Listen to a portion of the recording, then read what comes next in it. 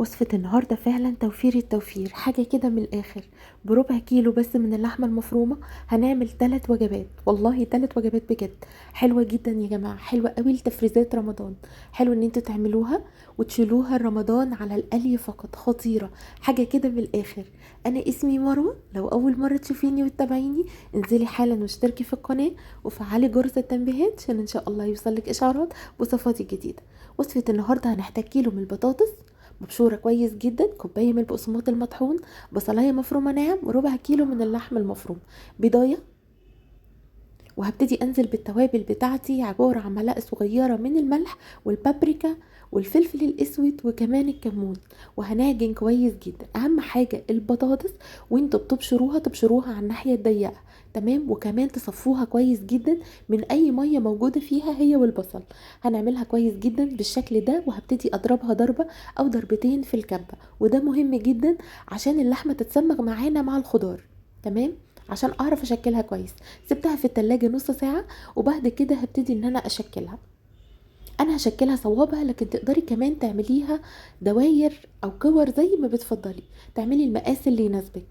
انا الكمية دي عملت معايا 34 قطعة من الصباع. الصباع كبير على فكرة ومحترم، يعني تقدري تحطي 10 او 12 قطعة في كل طبق للوجبة. بجد خطيرة ومشبعة جدا. هخلص الكمية بتاعتي كلها بنفس الطريقة. بتتشكل معانا بكل سهولة. خطوة ان انتي تعمليها في الكبة ده مهم جدا علشان تتسمغ معاكي وتعرفي تشكليها كويس. حطيتها بقى في الفريزر مش اقل من ساعة.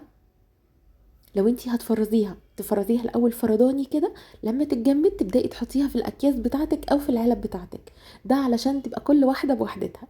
زيت بقى غزير يكون سخن جدا، وابتدي ان انا اقليها معاكم. هتقلوها وهي مجمدة بالشكل ده. حطيت الباقي في الاطباق زي ما انتوا شايفين، عشان هشيلهم في الفريزر بالشكل ده رمضان.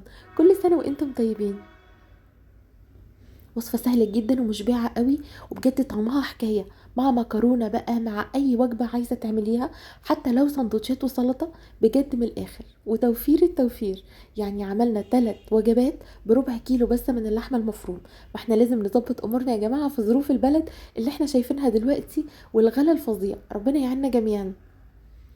هقلبها بالشكل ده. اول ما تاخد اللون الذهبي بجد حكاية. ريحتها بقى ما اقولكوش، حلوة فعلا.